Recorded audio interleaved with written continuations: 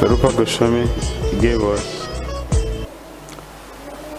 6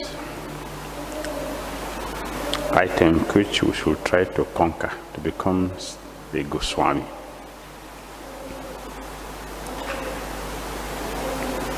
Now he wants to speak about 6 things which destroy bhakti. Even if we have a person who has this qualification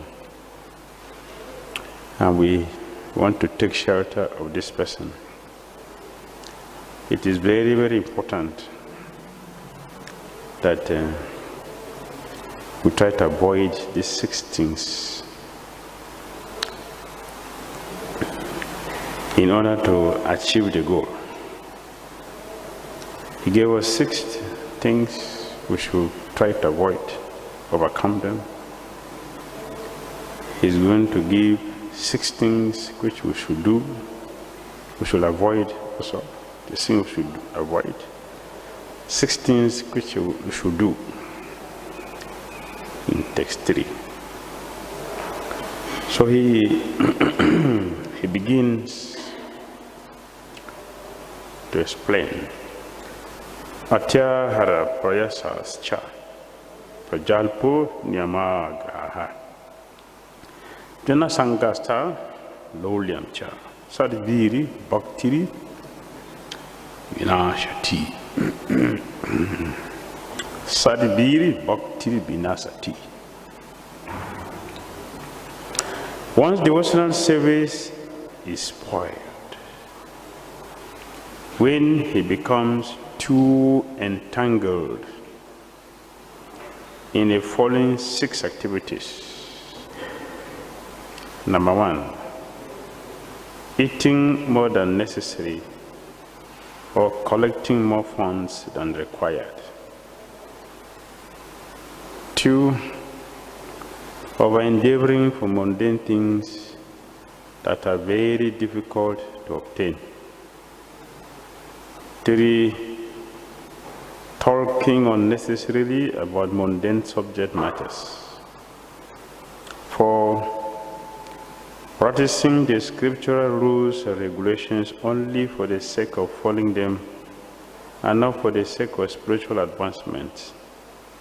Or rejecting the rules and regulations of the scriptures and working independently or whimsically. 5, associating with worldly minded persons who are not interested in Kṛṣṇa consciousness. And 6, being greedy for mundane achievement.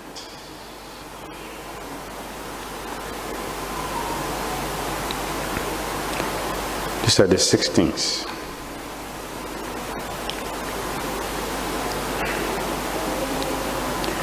Ati ahara. Ati ahara.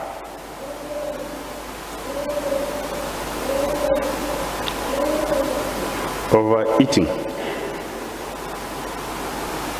or collecting more funds than required.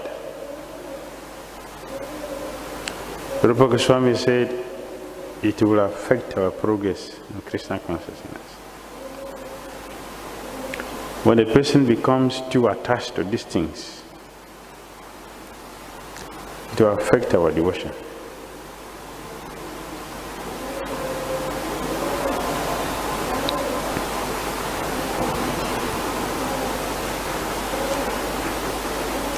In history of ISKCON, we have seen so many big Sankirtan book distributors leaving the movement. We have seen big book distributors, really big ones. They have left this movement. Big engineers, were perfect managers, Devotees, Prabhupada actually appreciated as good managers leaving the movement. Why? What is happening? Not the lazy ones are living, but the big ones are living. Why? Over-endeavoring. Over-endeavoring and collecting. Take Kanto Bhagavatam described the status quo. We are struggling to maintain our position, not service. It's to maintain our position, which we have already acquired. To maintain that, we are by endeavoring. And because we don't know the boundaries, what is the boundary between that which is excess and that which is normal? We must know the boundary. When does our services to Kṛṣṇa becomes a source of distraction? And instead of making progress, we are actually even giving up completely devotional service. Not even that we are still hanging around. We have given up completely devotional service.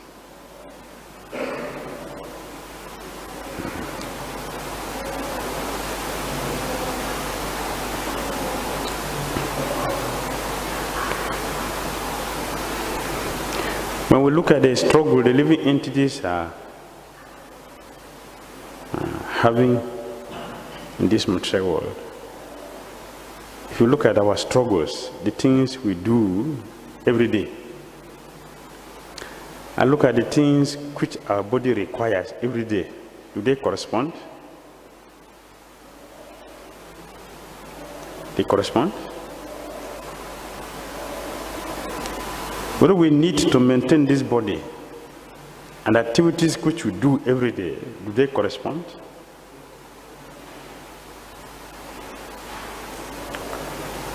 We should look at that.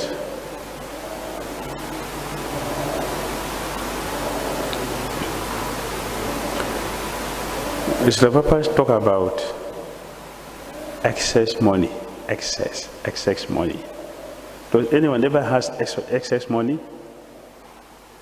Have you ever seen someone with excess money? Excess. Can we find somebody who can say that I have excess money? Nobody. Nobody has excess. But if probably talking about excess money, give excess money in Bhagavad Gita chapter 12 purport. So we're talking about giving excess money to Kṛṣṇa to build temple for Kṛṣṇa. But we have not seen someone who has excess money. So what is excess? Excess money.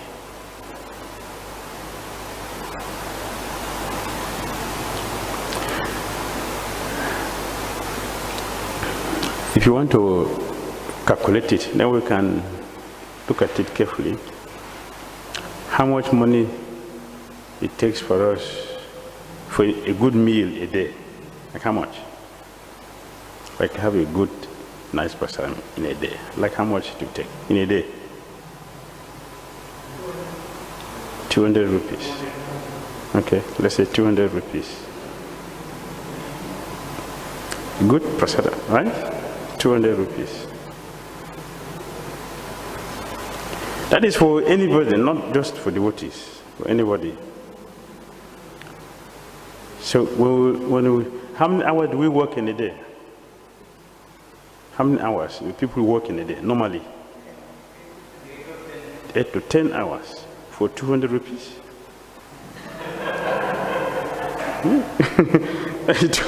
200 rupees. You work for 2 hours and for 10 hours? So how do you call that? What is that? Atiyahara. That's excess. So any money which we have more than 200 rupees is what? Excess money should be given to Kṛṣṇa. If you don't do that, it's a burden. We're thieves. Stealing. It has effect in our practice.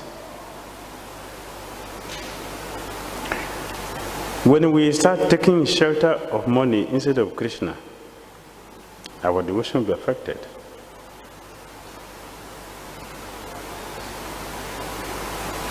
Instead of taking shelter of Kṛṣṇa, putting our faith in Kṛṣṇa, we're taking shelter and putting faith in money as our protector, as our guard. It will affect our practice, our progress in Kṛṣṇa consciousness.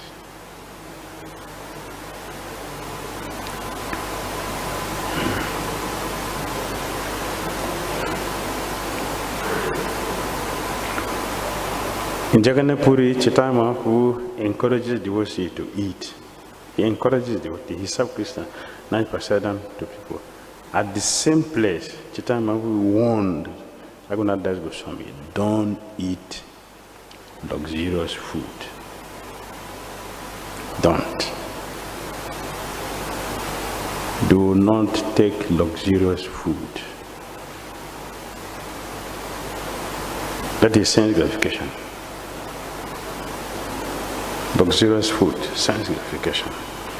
Rupa Goswami is saying that is vinasa, vinasa. Bhakti, it will destroy bhakti. So we're putting more of our energies into destructive, destructive things. The Kṛṣṇa consciousness, Kṛṣṇa conscious life, it's an investment. Investment. What we invested much, our energy into, that's our future. Something we devote more time to,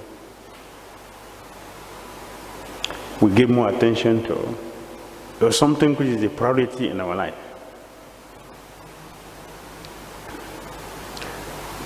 What is it that we give more attention to? Our 24 hours. Our 24 hours. What is it that we give more attention to? Chanting?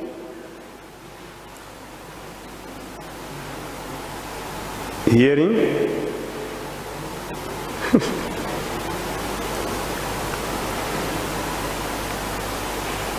Preaching? We should analyze it, we should look at it. What is it we give much of our attention to every day?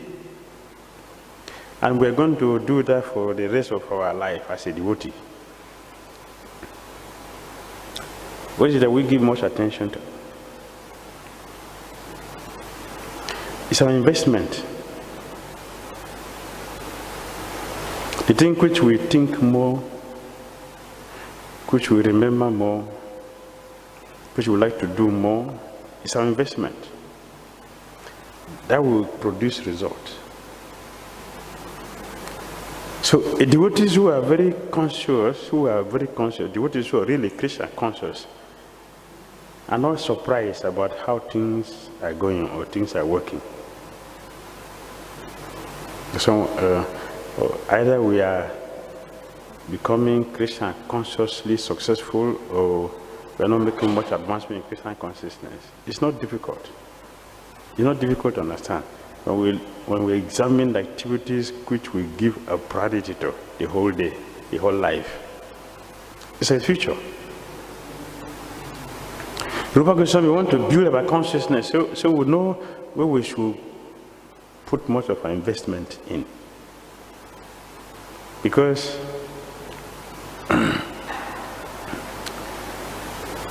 whatever we invested more, that is where we are going to win more. If it is chanting, you are going to get more. If it is hearing Kṛṣṇa consciousness or speaking Kṛṣṇa Katha, we are going to get more.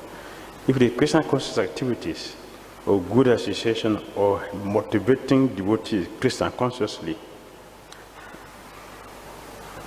it will tell in our success in Kṛṣṇa consciousness.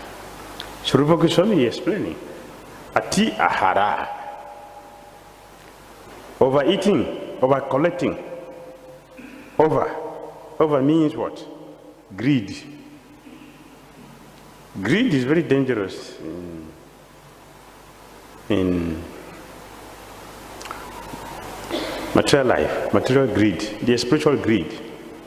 There is a spiritual greed. There is material greed. The spiritual greed is good. It's good. Swami himself, he advised us to become spiritually greedy. And Lord Chaitanya Mahaprabhu is described to be greedy. He's greedy for Krishna Prema. One should be greedy for Krishna Prema. That is wonderful. But the greed we're talking about is not the spiritual greed that one is forgiving, in foregoing. One is so busy in Krishna consciousness, in chanting and hearing and doing services that he has forgotten to eat, has forgotten to sleep, has forgotten everything. He is just 24 hours fixed. That is wonderful. That is our investment, and that should be the best investment. That's the best investment we should go into. That's wonderful. But we're looking at mundane greed. Mundane greed. Greed. A greedy person is never satisfied. Never. Greed does not satisfy. It continues to burn. Like when one adds fuel to fire, it burns. So we have so many greedy personalities who ruin their life, both materially and spiritually. In the material life, so in spiritual life. So greedy. They destroy their life. Greed. Greed. But Gita mentioned that greed is one of the gates that leads to hell. Greed. A devotee should not be greedy. A devotee should be moderate. Chapter 6 of Gita talk about a yogi, right? A yogi should be moderate. Not too much, not too little. It should be moderate. Balance. Christian consciousness is about balancing. Balancing the life.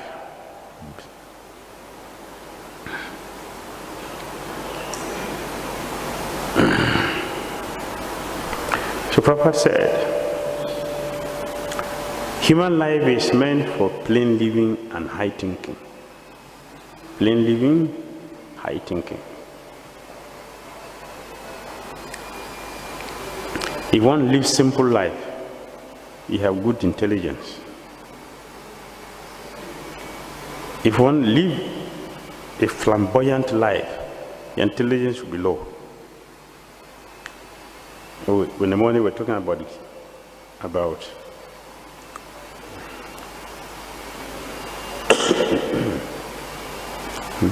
what is that? Disappear from my head.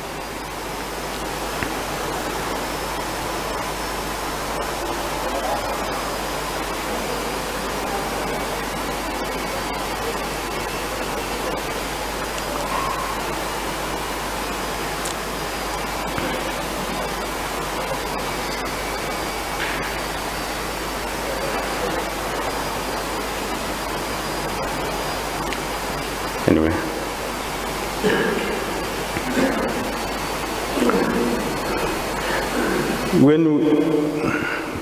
the danger of sense gratification. We were speaking about how dangerous sense gratification is. Sense gratification is very dangerous. It will take our self-interest away and leave us with empty life. We forget our self-interest and very, very attached to mundane things, which will not help us. So when we live a very sophisticated life, we will forget our real duty.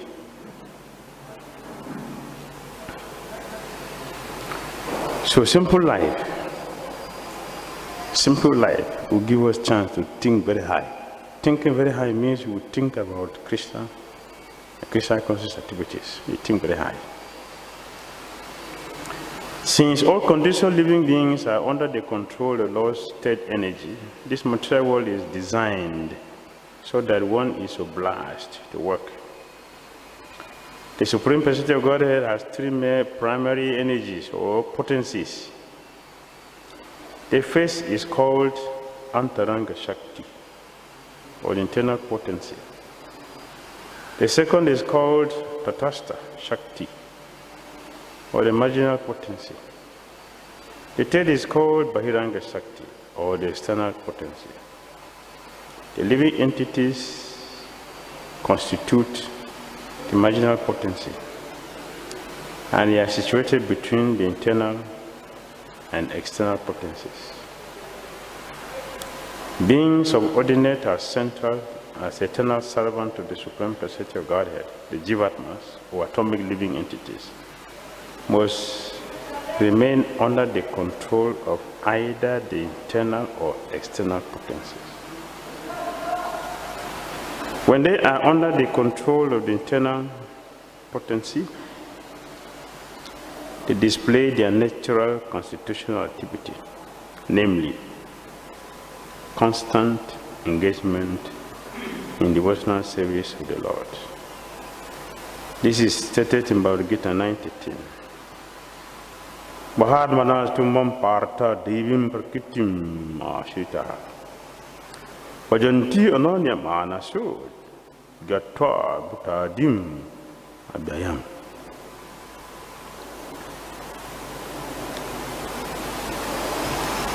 So we have two people here, Mahatma and Duratma.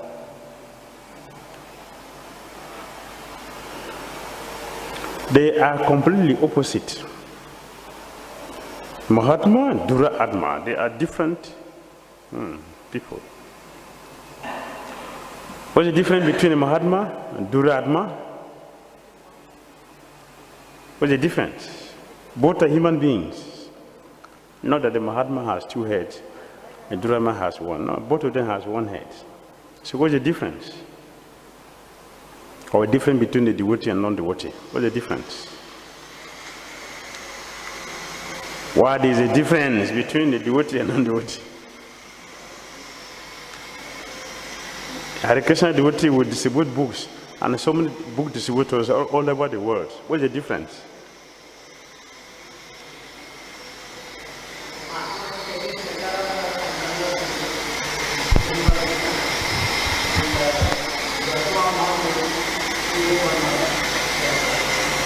Very good.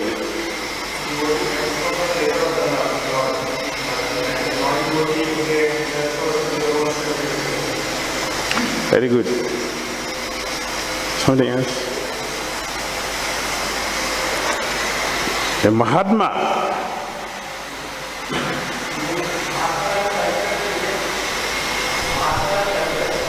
Mahatma is selfless, selfish.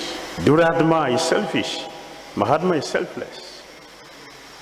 A Mahatma, he works 100%, fully, 10 hours also, like a Duratma. Both of them, they are working very hard. What is the difference? Mahatma is working for Krishna. Duratma is working for himself, for his senses. That's the difference. One is working for Krishna, one is working for the senses. They are doing the same thing, but their consciousness is different. They have a different consciousness. They have a different understanding. I'm a servant of Krishna, so my service is meant for Krishna's pleasure. That's a Mahatma.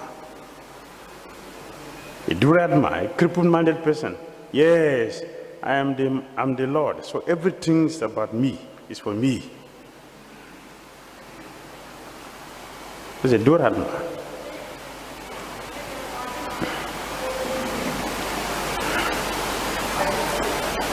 So,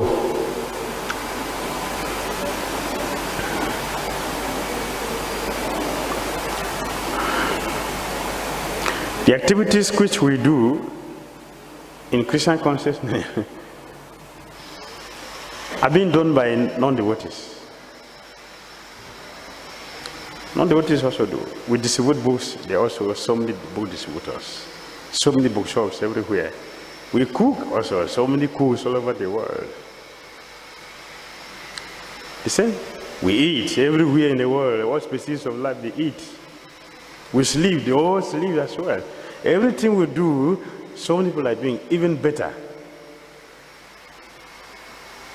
Do you know that the Mayavadis and personalists, they are more holistic than Hare Krishna devotees? Externally.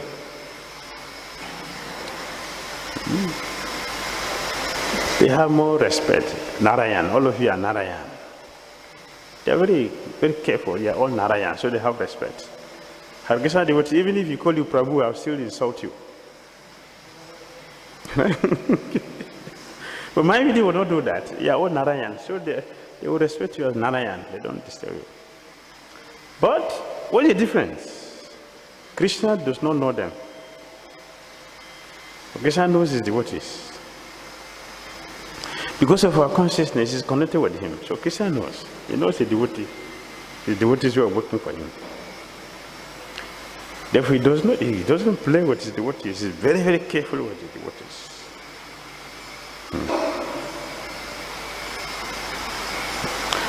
Only when a person gratifies the senses of the Supreme Lord can he be called a Mahatma or broad-minded person. It's a broad-minded person.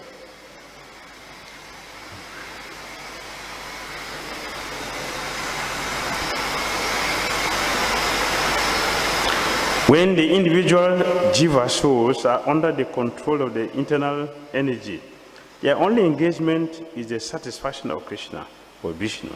This is the position of a Mahatma. If one is not a Mahatma, he is a Duratma or a crippled-minded person. Such mentally crippled Duratmas are put under the control of the Lord's external energy, Mahamaya. Indeed, all living entities within this material world are under the control of Mahamaya, whose business is to subject them to the influence of threefold miseries. Are the Daivika Klesha, sufferings caused by the demigods, such as droughts, earthquakes, and storms. Are the Bautika Klesha, sufferings caused by other living entities like insects or enemies. And Adhyatmika Klesha, sufferings caused by one's own body and mind, such as mental and physical infirmities. Deva Bhutana Hitava. The conditioned soul subjected to these three miseries by the control of the external energy suffer various difficulties. The main problem confronting the conditioned soul is the repetition of birth, old age, disease, and death. In the material world, one has to work for the maintenance of the body and soul. But how can one perform such work in a way that is favorable for the execution of Krishna consciousness? Everyone requires possessions such as good food grains, clothing, money, and other things necessary for the maintenance of the body. But one should not collect more than necessary for his actual basic needs. If this natural principle is followed, there will be no difficulty in maintaining the body.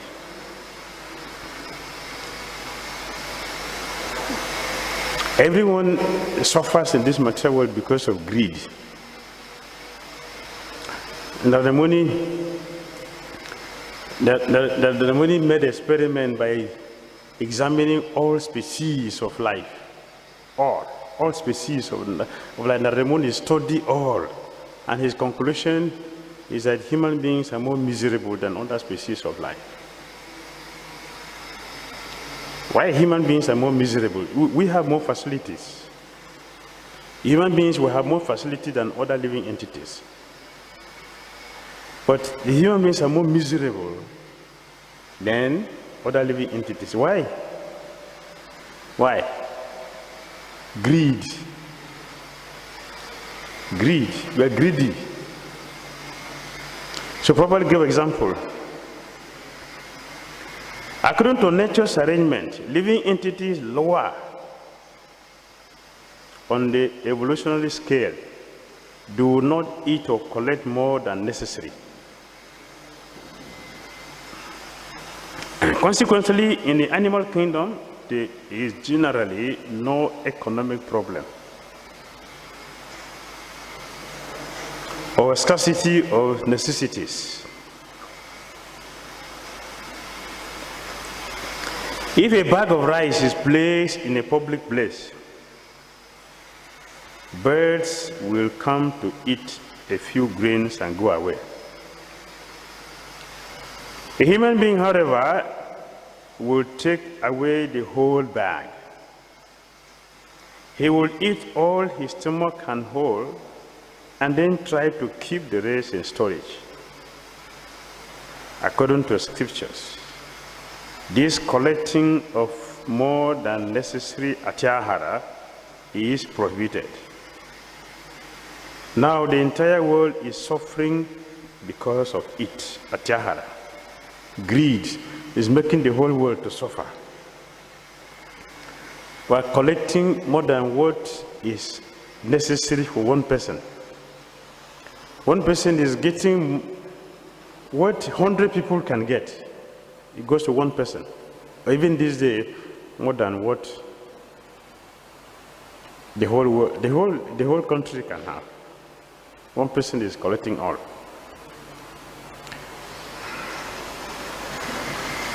That is greed. We are getting what are meant for other living entities. That is greed.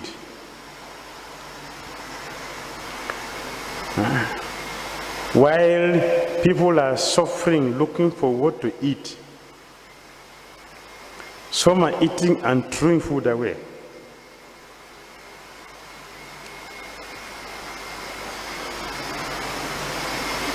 In all Hare Krishna temples, you have that. Have a lot of throw away. That is atyahara. We are disturbing the food which is meant for other people. It is said that every grain has the name of somebody inside. Every grain has a name for somebody. Huh? Is it not? So when we're taking more, it means what? We are depriving other people from their share. That is greed. And the world is suffering because of that. The whole world is suffering because of that. The greed of somebody.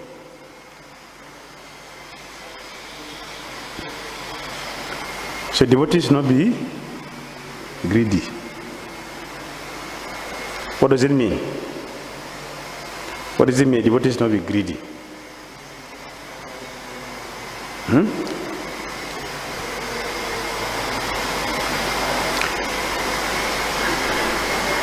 When food is available, we should consider that this food is not meant for me alone.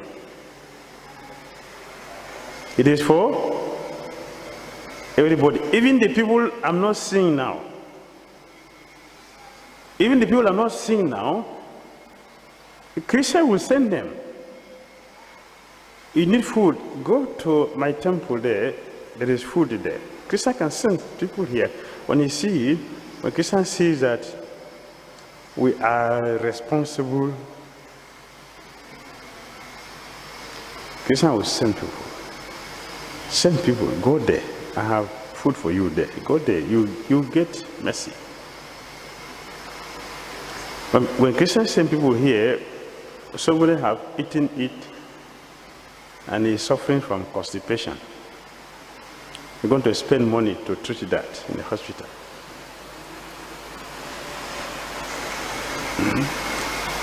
It's greed. It will affect our progress in Kṛṣṇa consciousness. So we should be very conscious. We should be conscious of everything around us.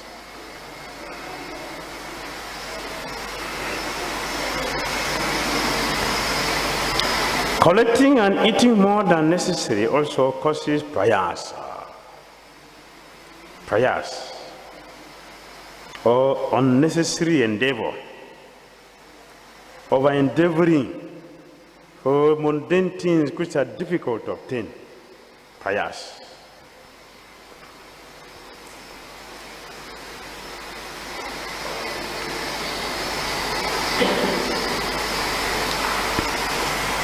If your salary is 50,000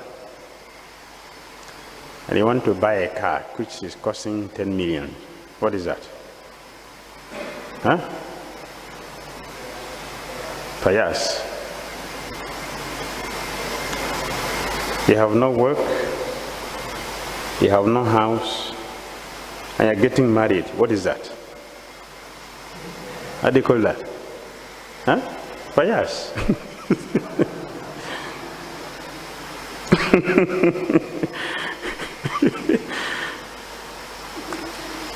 I met one devotee in 𝐒𝐻𝐬𝐵 temple. Say devotee, 𝐒𝐻𝐬𝐵 temple. Is he in India? On the Sunday field lecture, he asked me a question.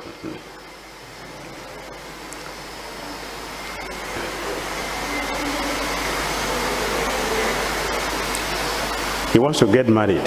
He has no money, he has no house, he has no work. He wants to get married. I said, so Prabhu, why do you want to get married? Where is your house? Where's the money? Where's the job? You have no job, you have no money, you have no house, want to get married. What is that? You are endeavoring for something which is more than you, which is beyond you. You will destroy your devotion and destroy other people's devotion. It's prayers. So, civilized people say, cut your coat according to your size. You understand? Cut your coat according to your size. Oversize will not fit you, and undersize also will not fit you. If you cut it according to our size, it will fit us. We should try to live the life according to how our capacity is.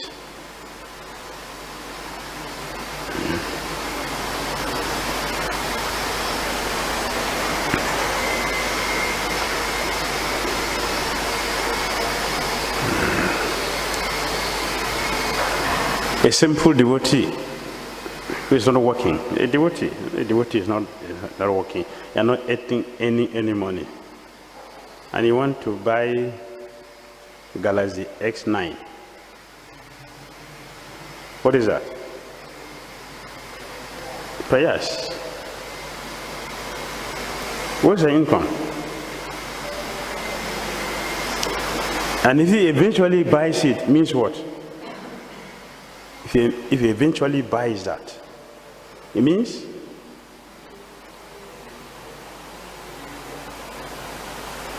yes, it means greed, only greed.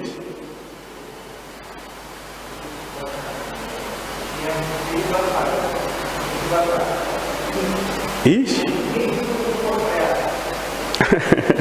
You work hard, right? Yes? You should work hard. You should work hard to get it. That's okay.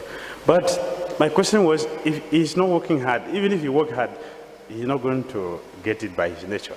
He's not going to get that. But he managed to get it.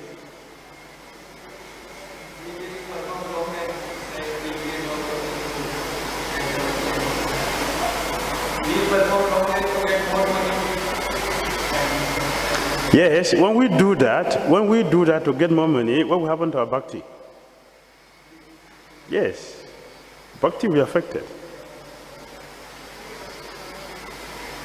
Bhakti cannot grow in that way because that is not the process. We have gone the wrong way. most of the time you see devotees sacrifice the japa for other activities. Maybe I have more services to do, so I'm sacrificing my japa for that. That is pious. It's pious. You should try to understand what it means. The primary activity, we are neglecting that for secondary activities. We cannot have a perfect service if we don't have a good chanting. Good chanting means, good service or services means we have a good chanting. If our japa is very good, our service will be very, very good. If japa is bad, all our activity will be very bad. Even if you do the whole service in the world, it will not be offerable. Our service will be offerable when our japa is very good, wonderful. So it becomes prayers if we are neglecting japa for something else. Or we are managing during japa time, we are managing during class time. It is prayers. It may look like devotional service, but to have a serious effect, negative effect in our practice.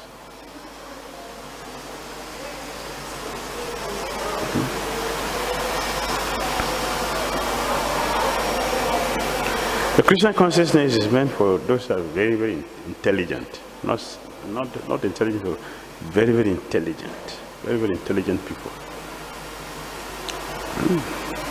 Very, very intelligent people do devotional service. That's what it means. That we can carefully understand what we're supposed to do and how to do them for ultimate results.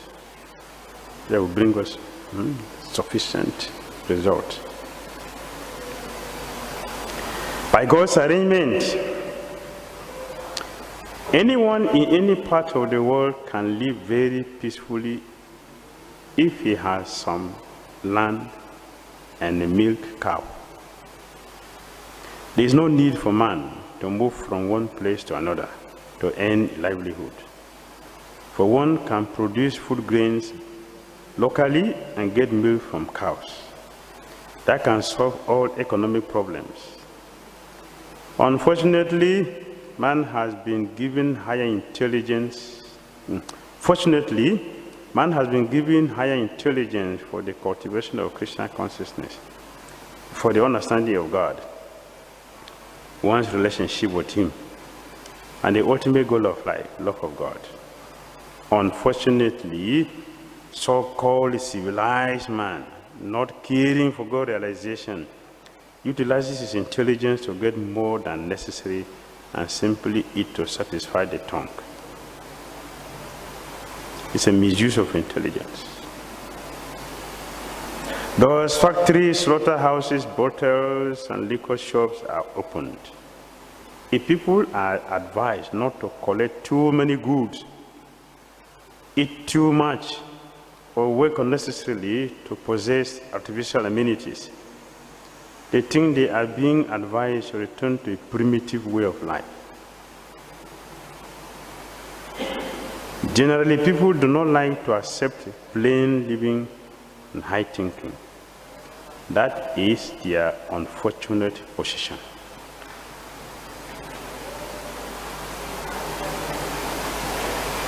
Human life is meant for God realization, and a human being is given higher intelligence for this purpose.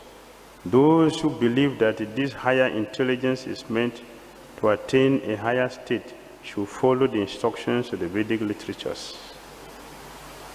By taking such instruction from higher authorities, one can actually become situated in perfect knowledge and give real meaning to life.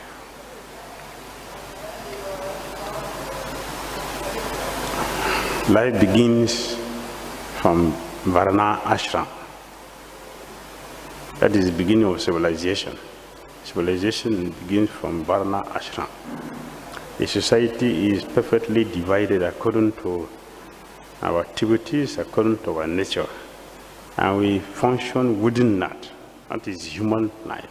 is civilization. The civilized people, they follow religion. As stated above, dharma shya hi apavarga shya nartu arthayo pa kalpate kalpate. Religion is meant for attaining emancipation, not for getting bread.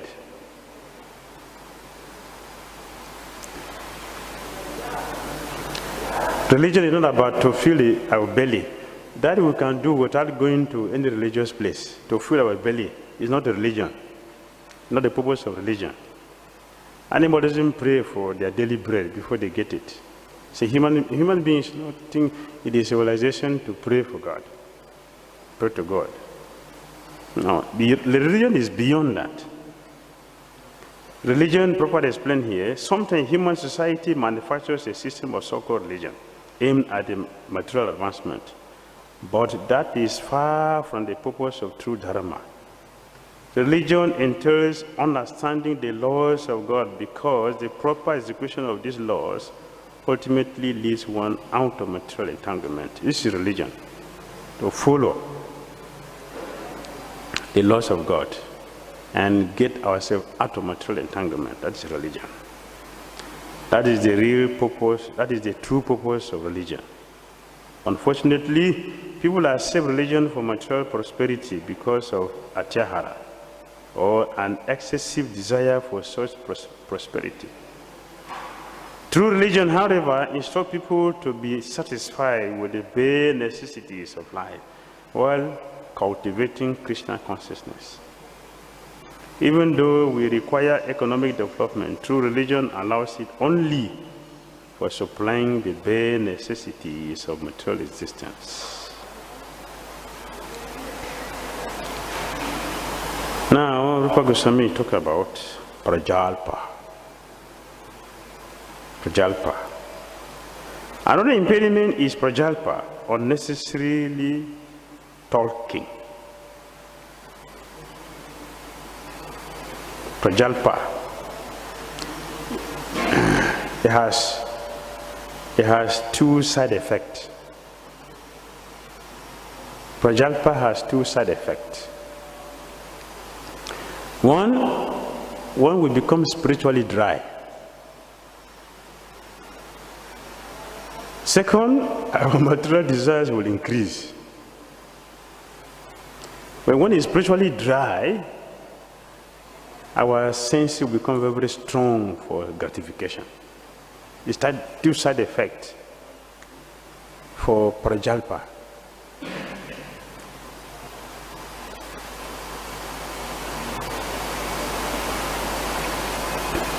When we mix with a few friends, we immediately begin unnecessarily talking, sounding just like croaking toads. If we must talk, we should talk about the Kṛṣṇa consciousness movement. Those outside of Kṛṣṇa consciousness movement are interested in reading heaps of newspapers, magazines and novels, solving crossword puzzles, and doing many other nonsensical things.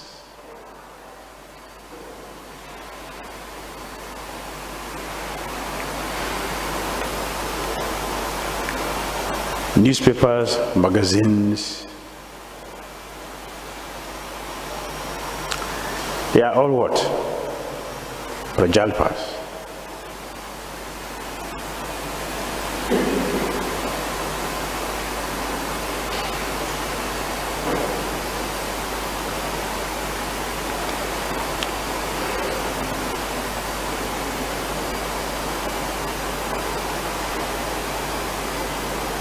Intelligent persons interested in Kṛṣṇa consciousness will never take part in such activities.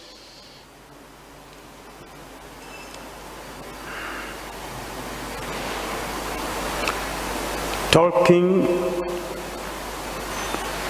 about anything which has nothing to do with Kṛṣṇa. In other words, we are allowed only to speak within Kṛṣṇa consciousness. Within Kṛṣṇa consciousness. Anything outside is prajalpa. Apart from gross talking about unnecessary things or reading mundane magazines or newspapers or novels. So the Prophet mentioned that speculative knowledge is also prajalpa. Speculative knowledge is prajalpa. Mayavad philosophy is prajalpa. They are all waste of time, because nobody will benefit from it.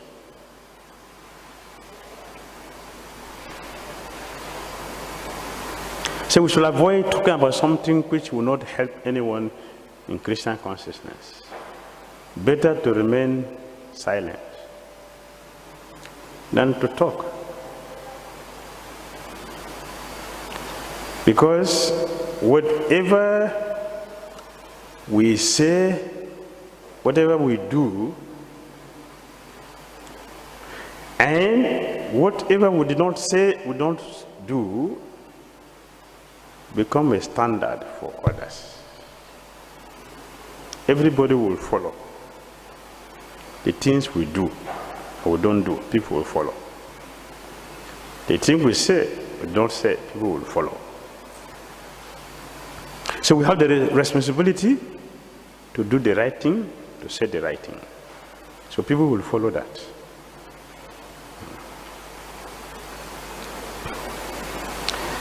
Jnana Sangha refers to associating with persons not interested in Krishna consciousness.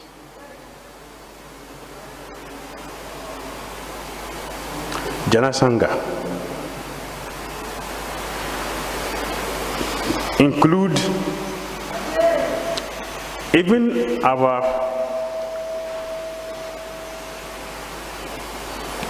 family members who are not interested in Krishna consciousness. It is Jnana Sangha.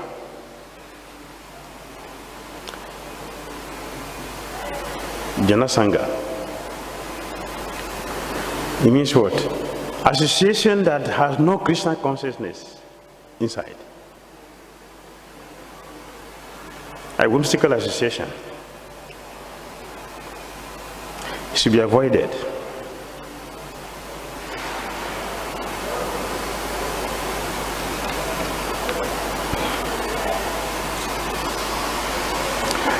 Srinathanda Sakura has therefore advised us to live only in association of Krishna conscious devotees. One should always engage in the service of the Lord in association of the Lord's devotees. Association with those engaged in a similar line of business is very conducive to advancement in that business. That is true. If you associate with a lawyer, he's going to talk about law. He won't talk about medicine. He will talk about law. So if you're a lawyer and associating with a lawyer, your profession will be more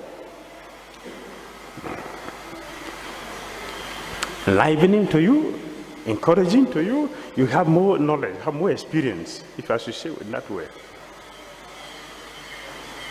So if you want to be a devotee, it is better to associate with devotees who will do the same thing you are doing.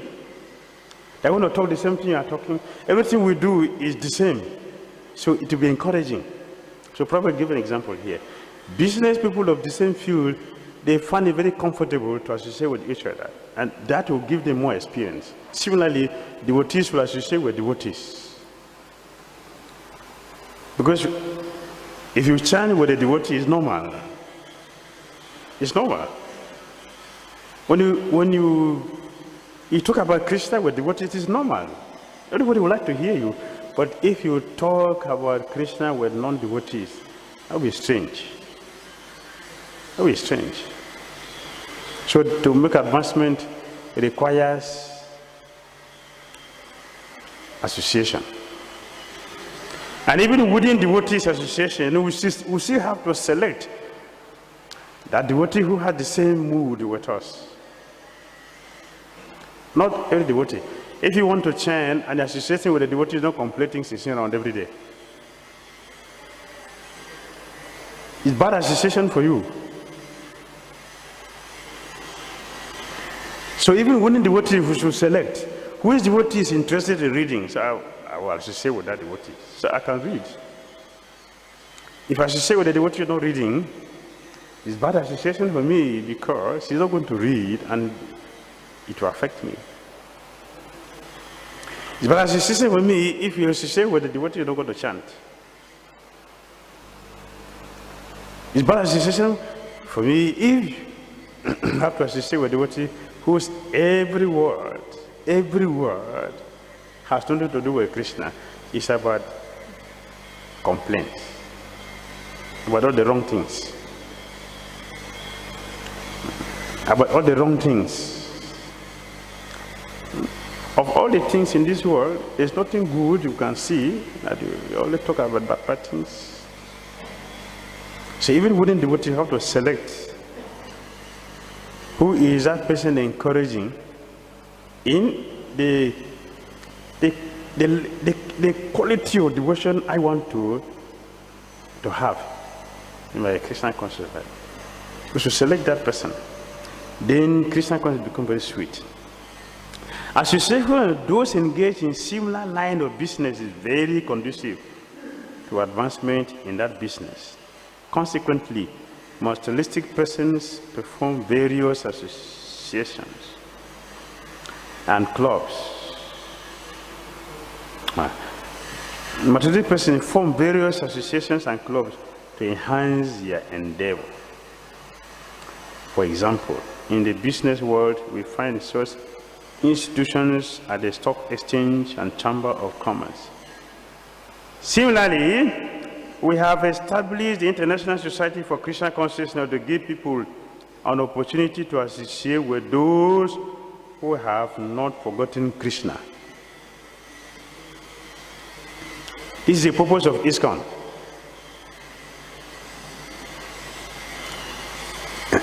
ISKCON temples are not for making money. ISKCON temples are meant for what? Give association to those who have not forgotten Krishna. For association.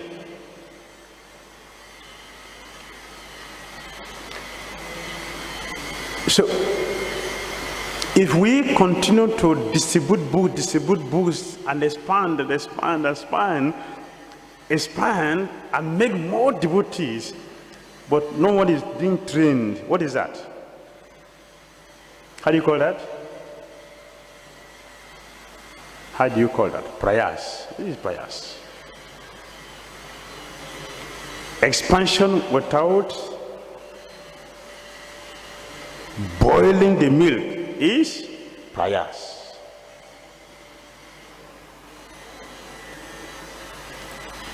So our business is not just to distribute, bring devotees. After bringing devotees, and then what? Boil the milk. Without boiling the milk, it is prayas. It's bad association. So Prabhupada said the purpose of ISKCON is to give an opportunity to associate with those who have not forgotten Krishna. This spiritual association offered by our ISKCON movement is increasing day by day. Many people from different parts of the world are joining this society to awaken their dormant Krishna consciousness. So if we don't give people chance to awaken our Krishna consciousness by training, systematic training.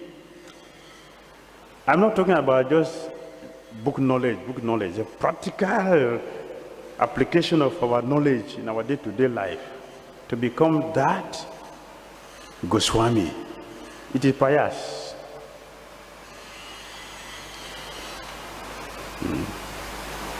That is pious.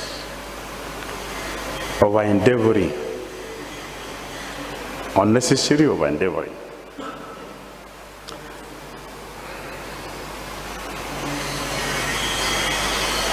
So we should know the purpose of ISKCON.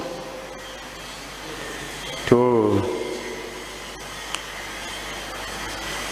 fan people's devotion, which is really, we should fan Krishna conscious in the Christian consciousness in every living entity. We should find it every day, so that our Christian consciousness comes out. There's the purpose of ISKCON, the purpose of having a temple. A temple is a temple for what it is. It's a training ground. It's a temple is a training ground. That is the purpose of a temple. It's a training ground to train people to become fully Kṛṣṇa conscious. That is the purpose of ISKCON. Anything outside this is prayers. We are unnecessarily endeavoring.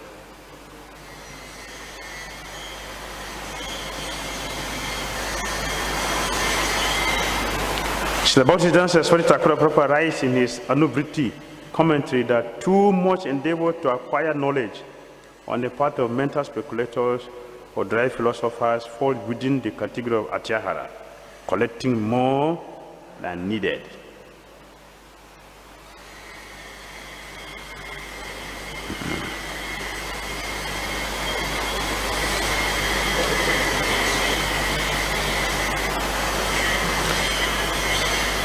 The karmis labor to accumulate more and more money for future generations only because they do not know their future position.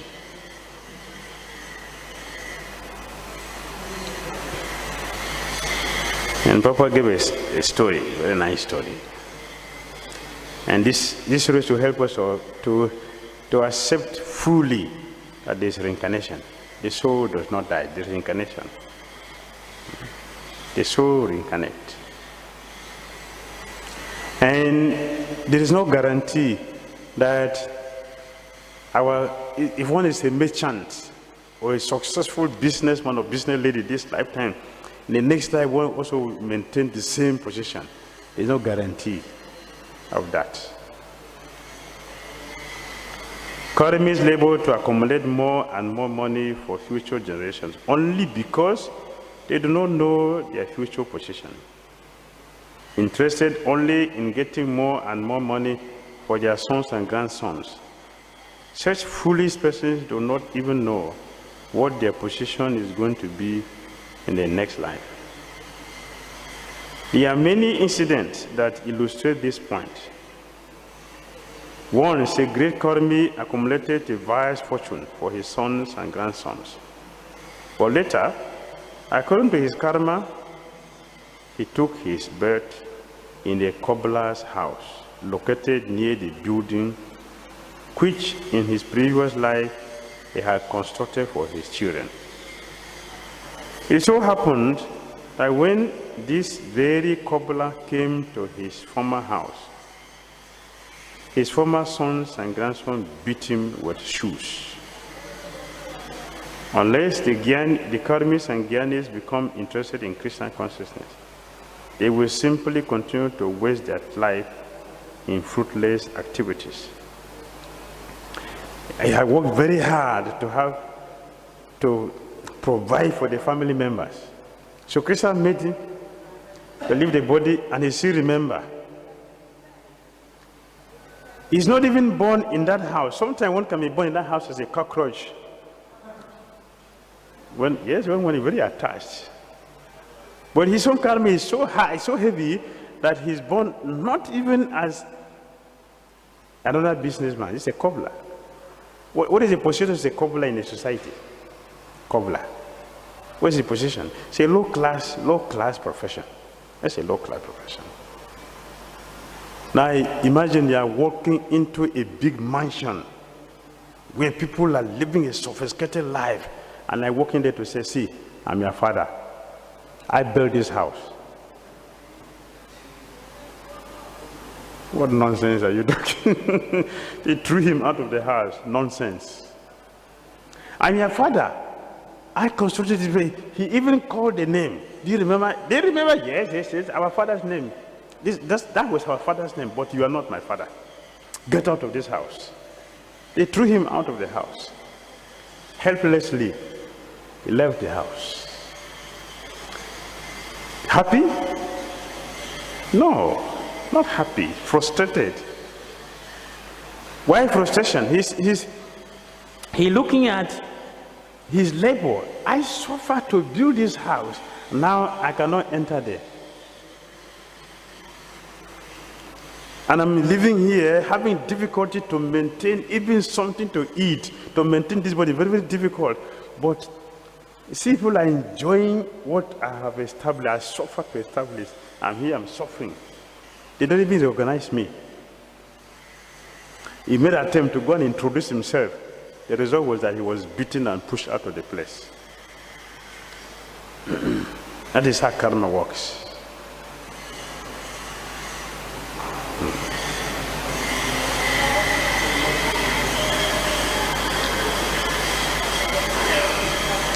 Next one is accepting some of the scriptural rules and regulations for immediate benefit as utilitarians advocate. Is called niyama agraha.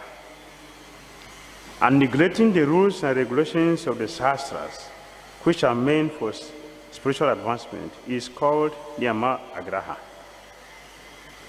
Agraha and agraha. Niyama agraha. The two words. Agraha means eagerness to accept.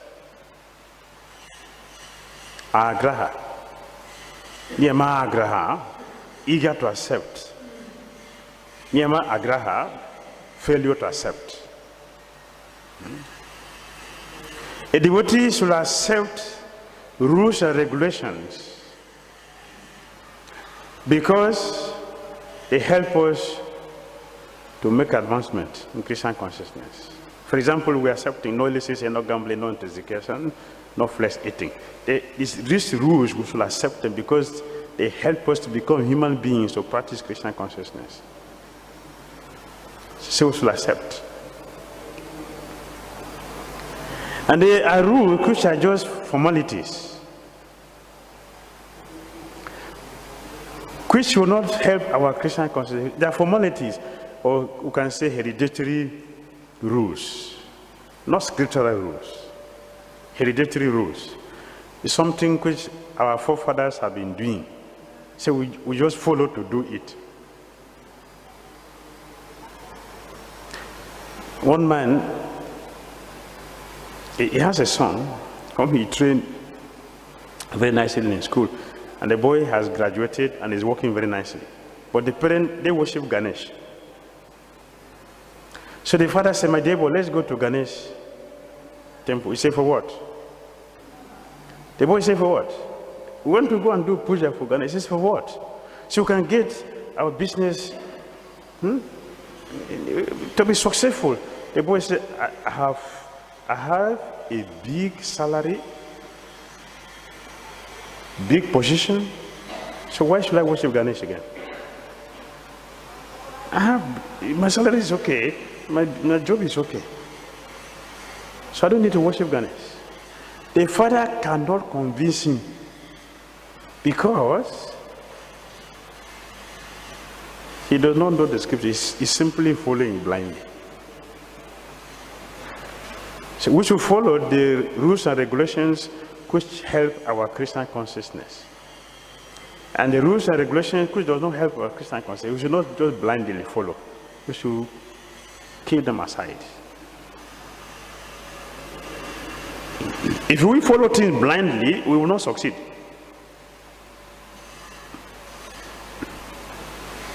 This example of ancestral well. Ancestral. Understand?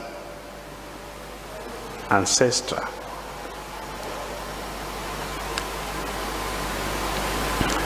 How do you call it? Pitri. Right? Yes. Ancestors. They have a well which the whole village used to drink. Everybody drink from this well. Anybody from this village, you drink water from this village. In due course of time, the well become polluted. It's contaminated. So what to do? Should we continue to drink it? No. But people continue to drink, and they contracted cholera and died. That is the danger of blind following. We don't follow things because it is healthy, our progress. We follow because this is what is our tradition used to do. But does it help you become Kṛṣṇa conscious? You must consider that. Therefore, we should not follow blindly, neither you will reject blindly. If you follow blindly, you won't succeed. If you reject blindly, also you will not succeed. So we should have intelligence to know what are the things that should be accepted and what are the things that should be rejected. When that is done, our Kṛṣṇa consciousness will be successful. We do things for knowledge.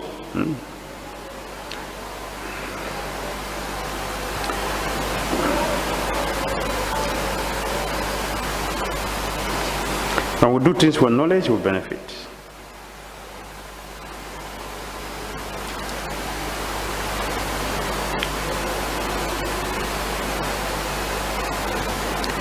Karmis, Gyanis, Yogis, they are all selfish. All of them are selfish. According to Kṛṣṇa Das Swami, they are all selfish. All of them. Yes. They are all selfish people. Devotees, selfless. So it does not matter if power is in the hand of a Gyani or a Karmi or Siddhis, yogis. It doesn't matter who is controlling. What matters is, as a devotee, who's a devotee that is not selfish, that he living a universal principle which will benefit everyone. That's the most important thing. The universal principle which is followed. Only a Kṛṣṇa conscious person has the welfare of others in his or her heart. A devotee has the welfare of others. That is the idea of preaching. Preaching means compassion. A true compassion that we want to help people in difficulties. We want to give facilities for people to get connection with Kṛṣṇa and perfect their life. A person who is not compassionate cannot preach Kṛṣṇa consciousness. And one cannot be compassionate if you don't know who you are. You don't know who the people are. Our material scientists cannot help us. Our politicians cannot help you because they don't know who they are and they don't know who we are. The devotees knows who they are and they know what we are. Therefore, they have compassion. And that compassion, they preach Kṛṣṇa consciousness to deliver people. It's a devotee. And Prabhupada gave example, perfect example. Nothing can be solved by placing wealth in the hands of the communist or the capitalist. If a $100 bill is lying on the streets, someone may pick it up and put it in his pocket. Such a man is not honest. Another man may see the money and decide to let it remain there, thinking that he should not touch another's property. Although this second man does not steal the money for his own purposes, he is unaware of its proper use. The third man who sees the $100 bill may pick it up, find the man who lost it, and deliver it to him. This man does not steal the money to spend for himself, nor does he neglect it and let it lie in the street. By taking it and delivering it to the man who has lost it, this man is both honest and wise. Who is that person? Huh? Who is this person? Srila Prabhupada ki. It's Srila Prabhupada. You don't see that is Prabhupada? It's Prabhupada. And Prabhupada see all of us as what? Kṛṣṇa's part and parcel. And he giving us a ticket to go back to God. He didn't just say all of your philanthropic activity means what? Don't worry, you are in a jail. Don't worry, I can come and give you food. Don't just remain here. That's a philanthropic activity. Give people food, give people dress, give people nice education and clothing. Keep people here. Don't worry, stay here. It doesn't know the purpose. Or use people for our own sanctification, manipulating people. That's dangerous. But Prabhupada didn't do that. He introduced us, come here, come. I know your father. You are just wasting time here. I know your father. Come, I'll take you to your father, Kṛṣṇa. This is what Prabhupada, he didn't mention his name here, but this is who he is. He is a person who knows our father and is taking us back to our father without exploiting us, without letting us remain fools, useless and suffering in the material world. He's taking us back home, back to Godhead. This is true compassion. This is a true well-wisher. The only well-wisher of the living entities is Prabhupada.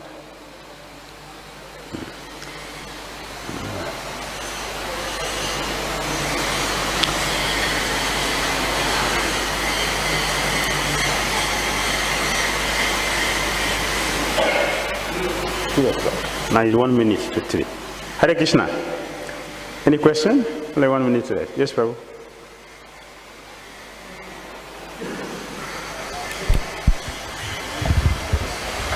Hare Krishna. Hare Krishna.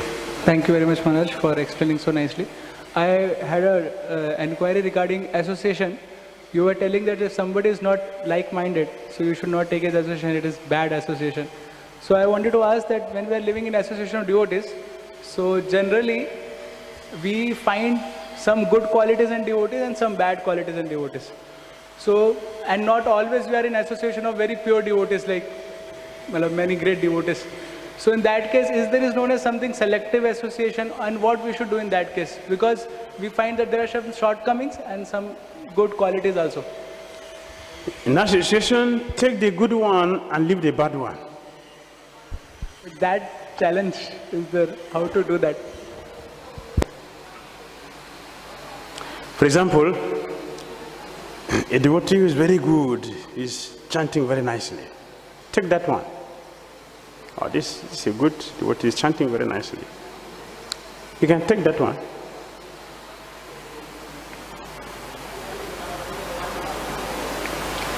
But after this devotee wake very early and chances are he will sleep the whole day and don't do nice service. Don't take that one. Right? Is it clear? Don't take that one. Take the one he's doing very, chanting nicely. He chant very, very nice. He wakes early and chant. Take that one. Oh, okay, I'm encouraged. Let me wake up and chant very nicely. So does that mean that we should associate with him only during chanting and not other time? Because other time we may take that bad things also, or what it is exactly? Yes, when he is chanting very nicely, go and join him and chant. When he's sleeping, no, don't go there. Go and do something else. Now you go to another devotee who is not sleeping, who is reading. So you join the one who is reading. So in this way, you are a honeybee. You get only the good things from different places. Leave the chaffs.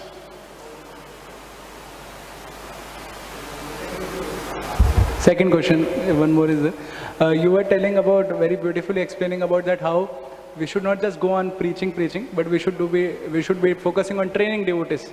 Otherwise it is prayas. So Maharaj, I wanted to ask that generally like that thing comes that while training also, there should be balance between preaching and training, or there should be only training, and if there should be only training, then how long and how much, and how to determine that it is now trained, he should go out and preach. So can you just clarify this? How will you train if you don't have people? You have to preach to get the people, then you train. So we do both. We don't neglect one. We should preach because it's a preaching movement. But when we preach, people would like to follow us. So when we get people, we should not neglect them. We should now invest in them by training them scientifically in Krishna consciousness, so that their coming to Krishna consciousness will not be a waste. Then our job is balance. Just going and talking. How many books? Oh, we distributed 1 million books this way. We won the first prize. And then what is happening with the devotees in the temple? Nothing. That's not good. It's not preaching. Preach, get people, train them. Very good. Thank you, Maharaj. Hare Krishna. Can you share some incident of your life when you got trained by your superior to become such? Hare Krishna.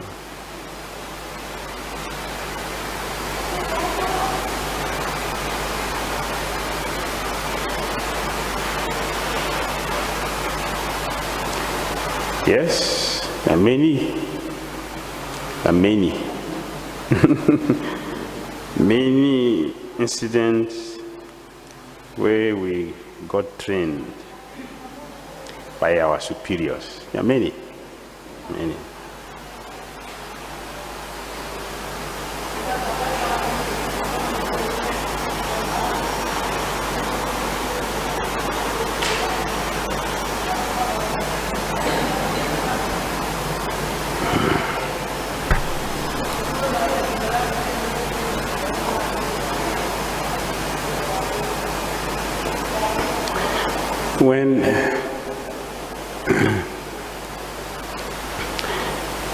When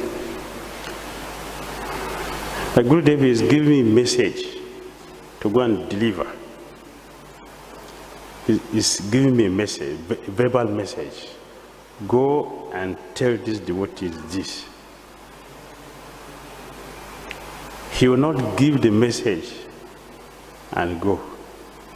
He will have me to repeat it to him until he knows the message is clearly understood before he will say, now you go. Because if the message is not properly understood, you are going to pass wrong information. That bad communication will react negatively. Oh, Guru said like this about me, which he didn't say. And the message may not get back to him on time. It will get back when many things have been destroyed. Because many of us like to say, Guru said, Guru said. The Prabhupada said. Most of the things we say Prabhupada said were not said by Prabhupada. He said by us, but we use Prabhupada. It can create confusion. This is some of the training that we got. Make sure the message is clearly understood. You repeat it. Then you can go and deliver.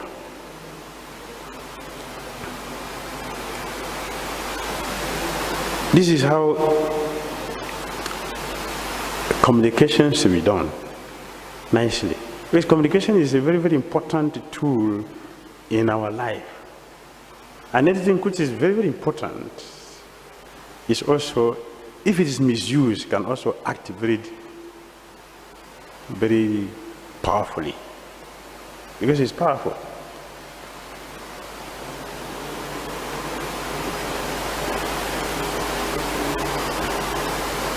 Another training was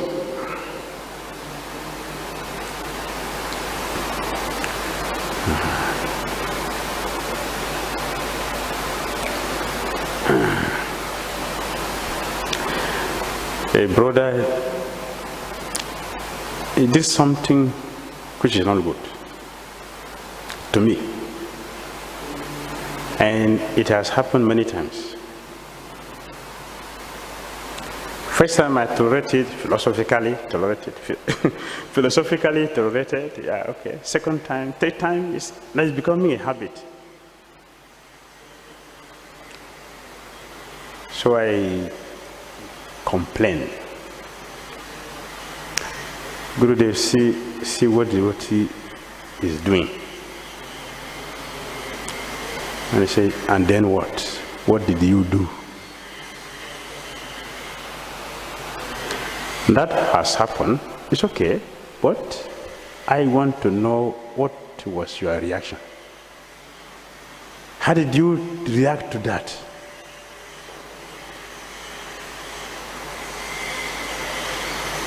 I didn't understand it that way before. I understand it in a different way. How did you react to the situation? What happened is not the issue. Because that will happen to you. And Kṛṣṇa has made it to happen to you because Kṛṣṇa wants you to be trained for something. What kind of a leader you are going to be tomorrow if you are not balanced? If you're not balanced, what will you do with your leadership? And how will you become balanced? By training. So what is your reaction?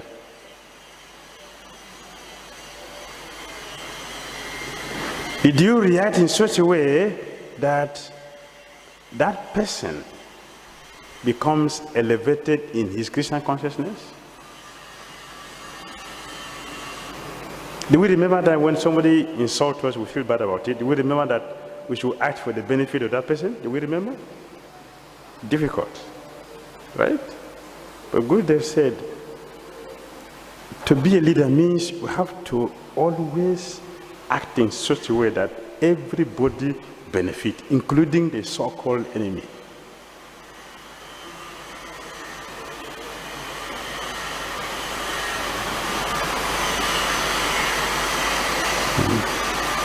There are so many leaders everywhere in the world, but what is excuse me, the quality of our leadership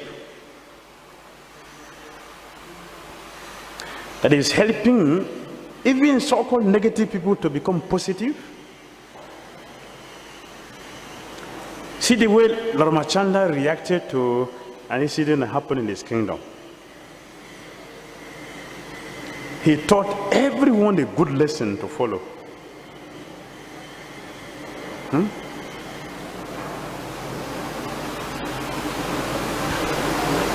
So this is a leader that is going to make people feel protected in their Kṛṣṇa consciousness. Not to have a position, the qualification. We said it yesterday and we say repeating. The qualification must be there. And that qualification requires training, discipline. To always see Kṛṣṇa in every situation and use that to make yourself advance in Kṛṣṇa consciousness and help other people become also advanced in their Kṛṣṇa consciousness. That is leadership. So this training we got. Srila Prabhupada ki jai.